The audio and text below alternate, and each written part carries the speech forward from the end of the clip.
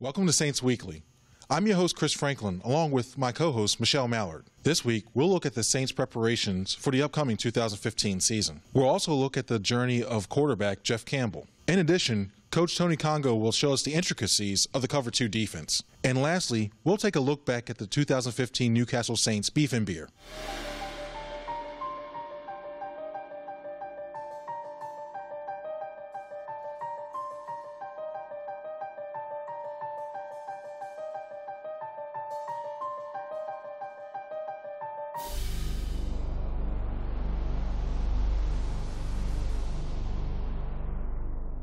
The Newcastle Saints right now are outside here in the cold, trying to build together the components to be a successful team.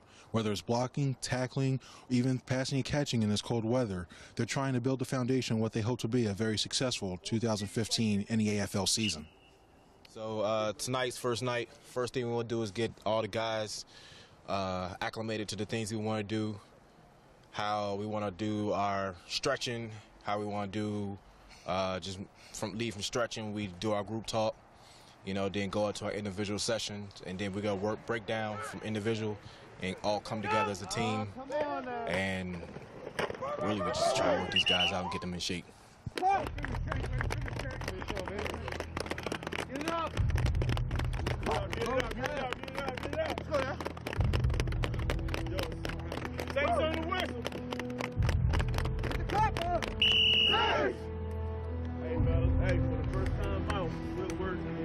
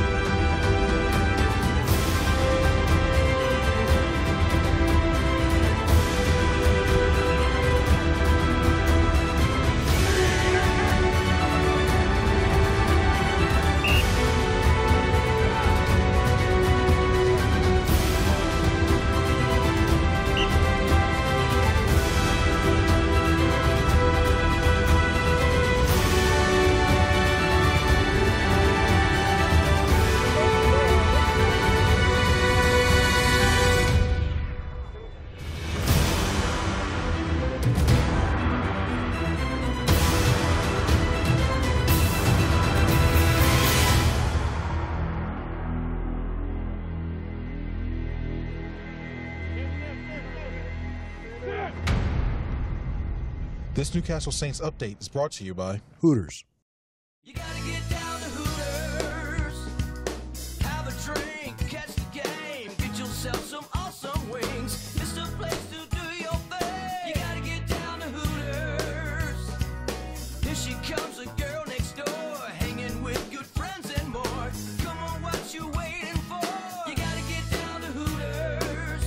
So get on up and get on down to Hooters. Hooters, the official restaurant of the 2015 Newcastle Saints. This week's My Journey features Jeff Campbell, quarterback of the Newcastle Saints. We'll talk to Jeff about his road to becoming the leader of the Newcastle Saints offense.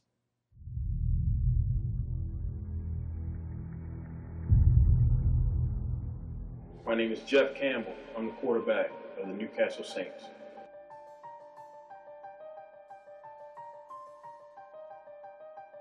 I grew up in Philadelphia, West Oak Lane section. Attended Martin Luther King High School. Before then, I felt as though I wanted to do something, got into football. A good friend of mine, Danny Smith, in my elementary days at Pennypacker Elementary School, seeing him run around during recess, doing all these different drills and having fun, it inspired me to actually, get involved in the game of football. And ever since then, I took my talents. I played Little League at Oak Lane, From there, I went to Martin Luther King High School, where I had some success as a high school quarterback. And, eventually I took my talents to Indiana University of Pennsylvania, where I had a little bit of fun there as well. So, I talk about my journey and the things that I've done in the past. I look back and I think that, I had a lot of fun.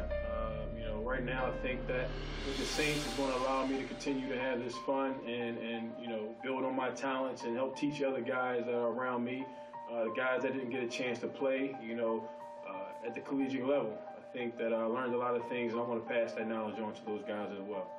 I've learned that, you got to work hard at what you want. You got to be able to be goal-oriented, and you got to, have that perseverance to overcome any obstacles, that may come in front of you. So what I want to bring to the Newcastle Saints, are all three of those characteristics. I want to be able to display those characteristics so that my teammates can therefore, follow my leadership. And, the ultimate goal is to achieve our championship, goal that we set forth coming into this 2015 season. This My Journey segment has been brought to you by Delaware Skills Center, for 50 years developing successful careers.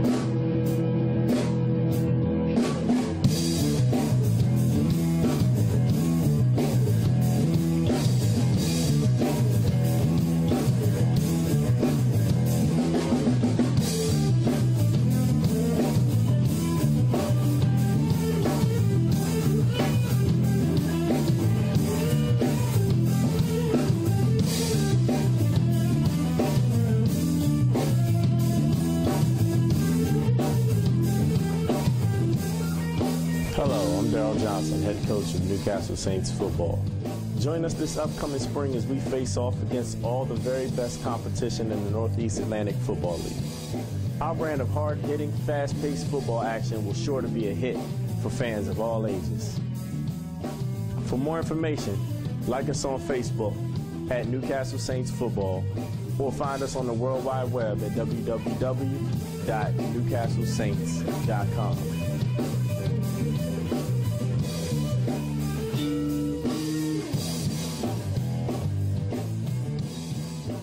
In this week's Coach's Corner, Coach Congo discusses the Cover 2 defense. Today I'm Anthony Congo. I'm defensive coordinator and defensive back coach for the Newcastle Saints. Today we're going to be covering Cover 2 defense, and let's go ahead and get started. We jump right in. That's how football works.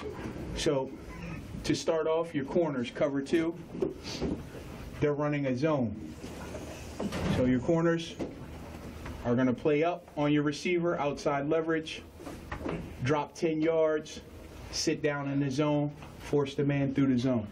Anything comes, they jump on it. Safety, deep half of the field. Anything back there belongs to the safety on the strong side. Free safety, same difference. Anything deep on their half of the field. Middle linebacker, deep middle. Strong side linebackers got hook to curl. You got hook to curl from the weak linebacker. Your cornerback on your backside, same thing as the other side. Press up. Drop 10 yards. Cover anything moving. All right, you got contain here by the defensive end. D tackle's got a gap. Other D tackle's got a gap. Contain over here on the D end. Now, Cover 2 is used to stop short passes and most running downs. Okay, like I said, you're covering everything inside of a 15-yard area and then everything going past 15. There are holes, but with athletes, holes vanish. And that's Cover 2 defense. Like I said, I'm Anthony Congo, Newcastle Saints.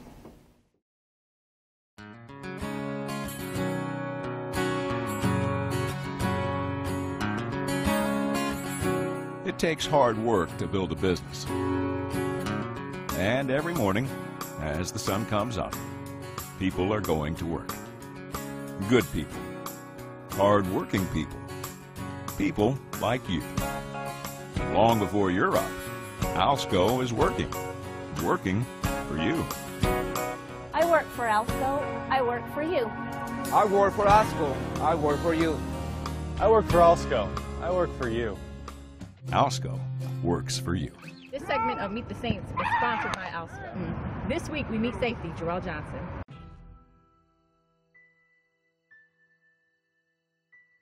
Jarrell Johnson, PG County, Maryland.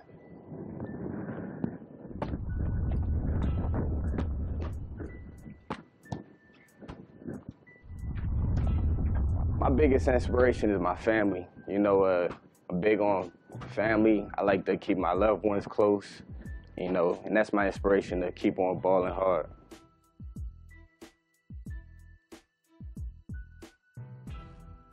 My favorite part of football is, you know, the whole game period.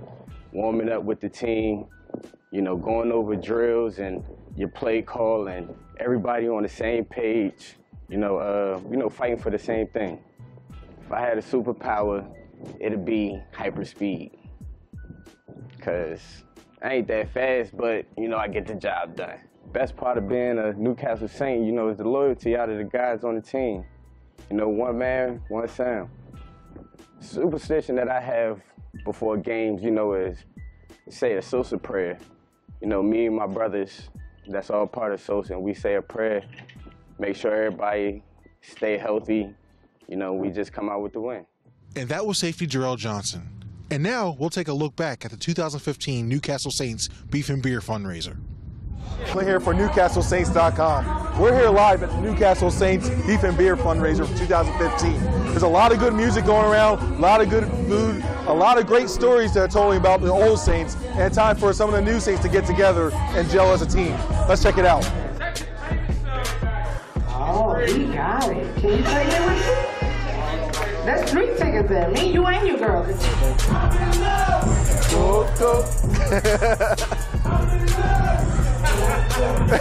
With me right here today is Donald Murphy, fullback for the Newcastle Saints, who actually protected quarterback DJ Johnson. Unfortunately. Oh, Chuck, how does it feel to be here at the Beef and Beer and getting to experience some of the history that surrounds you heard tonight?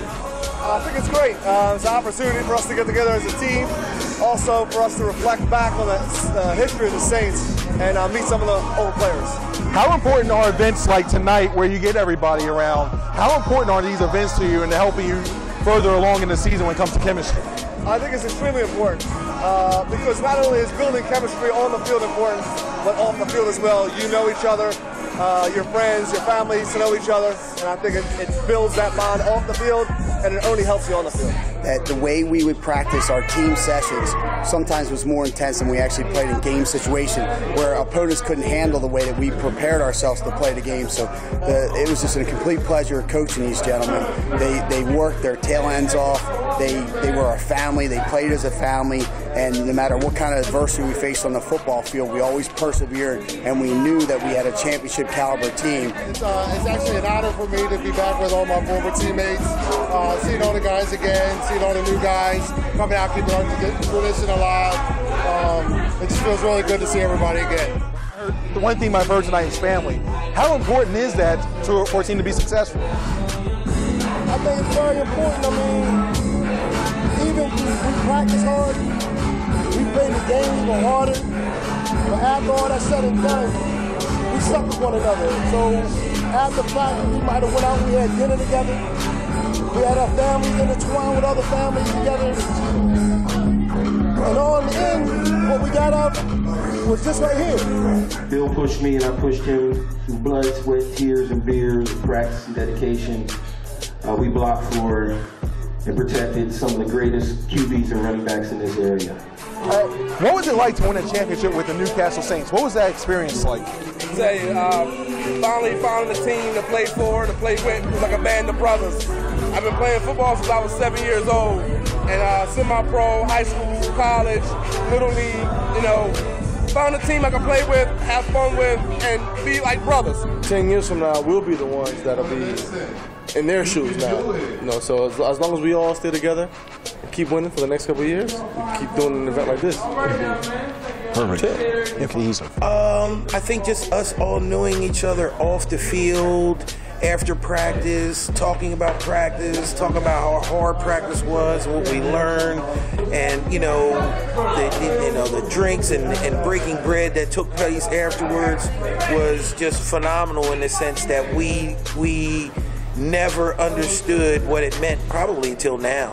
You know, a lot of times you don't know what it is until a long time after it's done. But when you reminisce with the old guys and you think back to those times and you think how much it was really, really, really beneficial to us to be winners was to know each other on and off the field, and I think that was the key.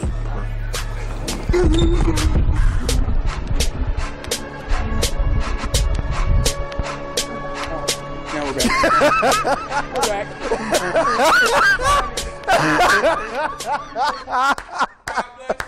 Good night.